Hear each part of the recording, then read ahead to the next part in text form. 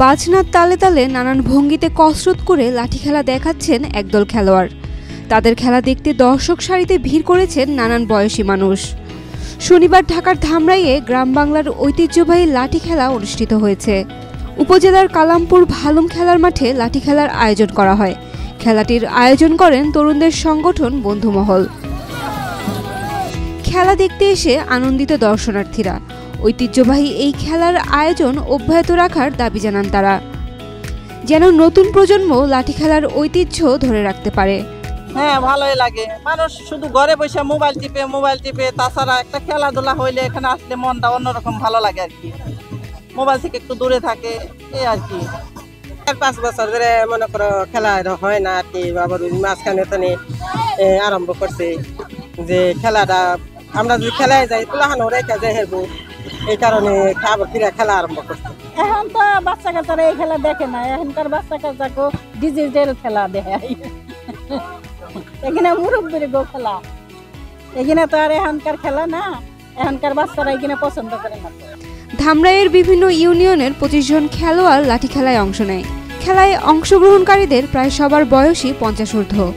দিন দিন এই খেলায় আগ্রহীদের সংখ্যা কমছে, ফলে নতুন লাঠি খেলার সদস্য বাড়ছে না, যার কারণে এই ধরনের খেলার আয়োজনে পাওয়া যাচ্ছে না খেলোয়াড়। যে উদ্দেশ্য হলে যে এই টুর্নামেন্ট আরম্ভ হয়েছে, যে ভলিবল টুর্নামেন্টের উদ্দেশ্যে আর কি, তাতে সবচেয়ে ভালো লাগতেছে, অনেক আনন্দের বিষয়। তো আমরা এখানে প্রায় আমরা বয়স্ক সবটি 50 থেকে 60 আপ আর সবাই খেলতেছি। অল্প বছর কোনো ছেলেরা নাই, আমরা সবই বয়স্ক ছেলেরা করতেছি। তো যে অনুষ্ঠানের উদ্দেশ্যে যে আমরা আমাদের আপ্যায়ন করছে, আমরা এখানে আসছি, তাতে অনেক আনন্দ লাগতেছে, ফুর্তি লাগতেছে।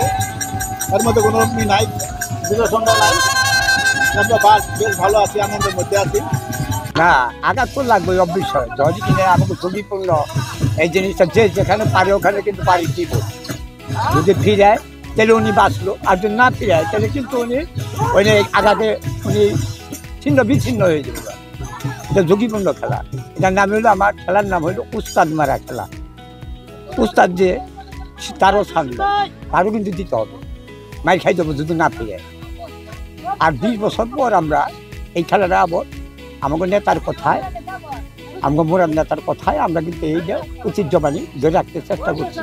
হয়তো আপনাদের সামনে, সবার সামনে আমরা দেখাবেন চেষ্টা করছি। যদি আপনারা ধৈর্য সহকার যদি বৈশাখ দেখেন, তাহলে আমরা ইনশাল্লাহ আমরা দেখাতে পারি।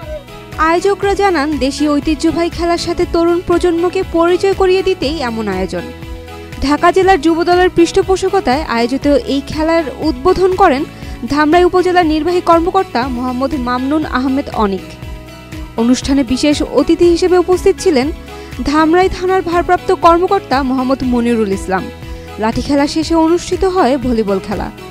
লাঠি খেলাটা একটা আমাদের খুব প্রাচীন একটি খেলা, এটা এখন হারিয়ে গেছে। এই খেলার ব্যাপারে অনেক, বিশেষ করে গ্রামের ভিতরে যদি এই খেলাগুলো হয়, ঈদের দ্বিতীয় দিন তৃতীয় দিন আমাদের কালামপুর গ্রামে হয়েছে, তাদের একটা ডিমান্ড ছিল আমরা যেন বড় পরিসরে আমরা একটি জায়গায় তাদেরকে এই ব্যবস্থা করতে পারি।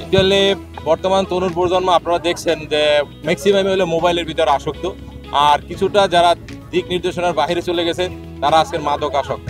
এই খেলা, এই ধরনের কৃষ্টি কালচার কিন্তু তাদেরকে উজ্জীবিত করবে, এবং আশা করি তারা তাদের ওই যে তারা যে সমাজের বাহিরে চলে গেছে বলতে গেলেই চলে, তারা বের হয়ে আসবে এবং আগামী দিনগুলো তাদের কাছ থেকে জাতি স্বপ্ন দেখবে, তারা একটি নতুন দেশ গঠন করবে।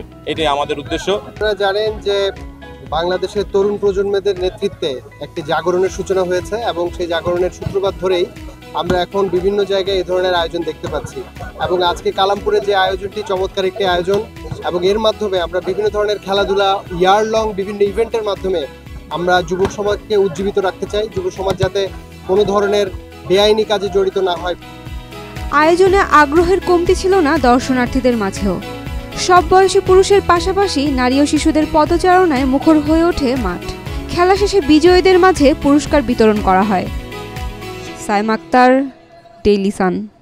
For more updates, follow us on Facebook, subscribe our YouTube channel, get the latest update on www.daily-sun.com.